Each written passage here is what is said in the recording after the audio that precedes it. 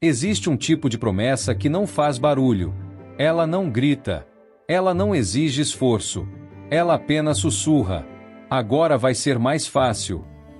O Ozempic entrou na vida de muitas pessoas exatamente assim. Sem drama. Sem alarde. Como se fosse apenas mais um recurso moderno, algo comum, quase banal, como se mexer com o metabolismo fosse simples.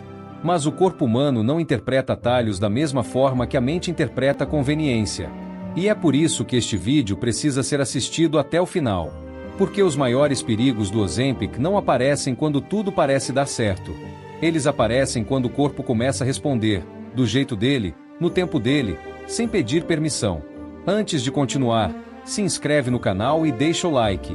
Esse conteúdo não existe para assustar. Existe para alertar. E alertas só funcionam quando chegam a quem realmente precisa ouvir. O Ozempic atua em algo muito maior do que gordura corporal.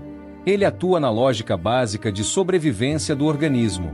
Regular fome não é simples. Fome não é um botão. Fome é um sistema integrado entre cérebro, intestino, hormônios e metabolismo. Quando você interfere nesse sistema de forma contínua, você não está apenas reduzindo calorias. Você está reescrevendo prioridades biológicas profundas. No início, o corpo coopera. Ele responde. Ele reduz a ingestão. Ele perde peso. Mas o corpo não celebra emagrecimento rápido. O corpo investiga. E quando ele percebe que a entrada de energia caiu drasticamente sem uma adaptação gradual, ele entende isso como ameaça. Esse é o ponto que quase nunca é explicado com honestidade. O corpo reage ao Ozempic como reagiria a um período prolongado de escassez. E diante da escassez, ele faz exatamente o que foi programado para fazer ao longo da evolução humana: reduzir gasto, preservar reservas e economizar energia.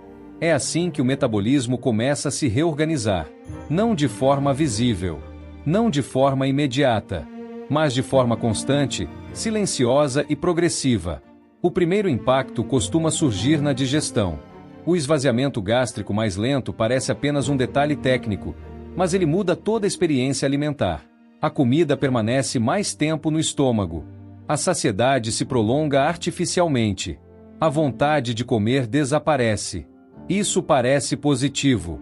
Mas a digestão não serve apenas para encher. Ela serve para sinalizar, absorver, nutrir e regular todo o organismo.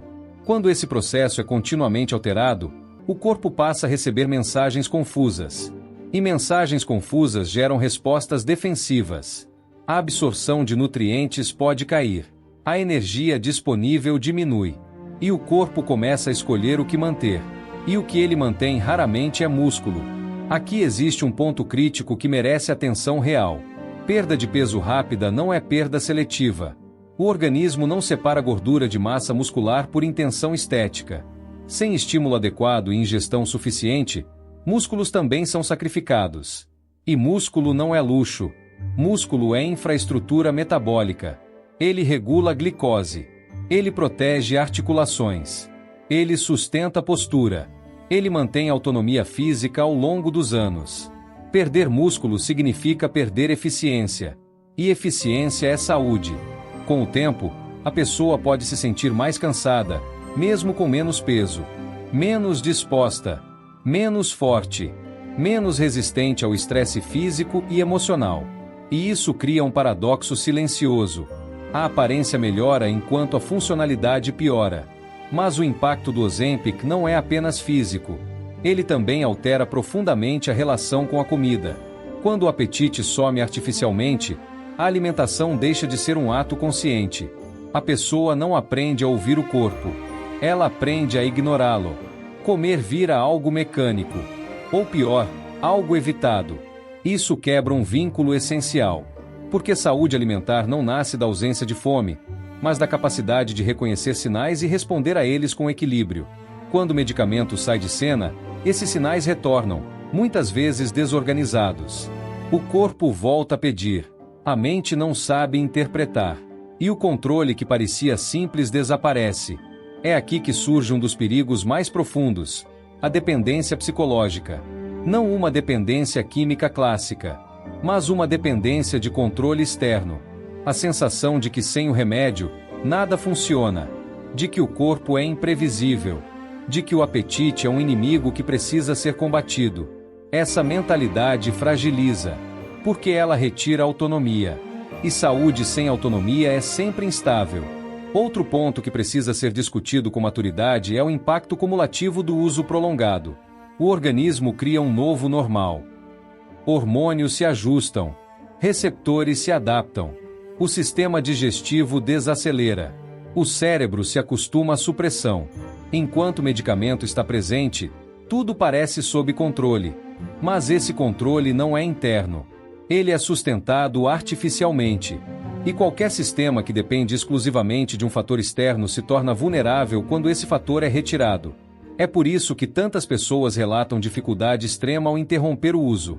Não por fraqueza, mas por condicionamento biológico e emocional. Outro risco real está na vesícula biliar. A perda de peso rápida altera a composição da bile. Isso favorece a formação de cálculos. Não é coincidência, é fisiologia. O corpo humano não foi projetado para emagrecer rápido demais sem ajustes graduais. Quando isso acontece, estruturas que dependem de equilíbrio fino sofrem. O mesmo raciocínio vale para o pâncreas.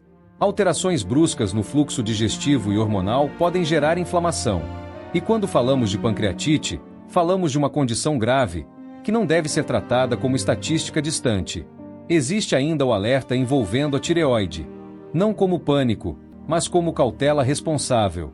Estamos falando de um eixo que regula praticamente tudo: energia, humor, temperatura, metabolismo. Qualquer intervenção indireta nesse sistema merece atenção máxima. E mesmo assim, o uso do Ozempic se popularizou como se fosse neutro, simples e isento de consequências. E aqui chegamos ao ponto mais preocupante de todos: a banalização. O Ozempic deixou de ser visto como ferramenta terapêutica e passou a ser tratado como solução estética, como tendência, como atalho socialmente aceito. Mas o corpo humano não responde bem a atalhos repetidos. Ele responde a equilíbrio, constância e adaptação gradual. O maior perigo do Ozempic hoje não está apenas nos efeitos descritos em bula. Está na forma como ele está sendo encarado. Como substituto de hábitos. Como solução isolada. Como promessa sem plano de saída. Se você está assistindo até aqui, comenta de onde você está assistindo. Isso ajuda esse alerta a alcançar mais pessoas que ainda estão decidindo sem conhecer o custo completo.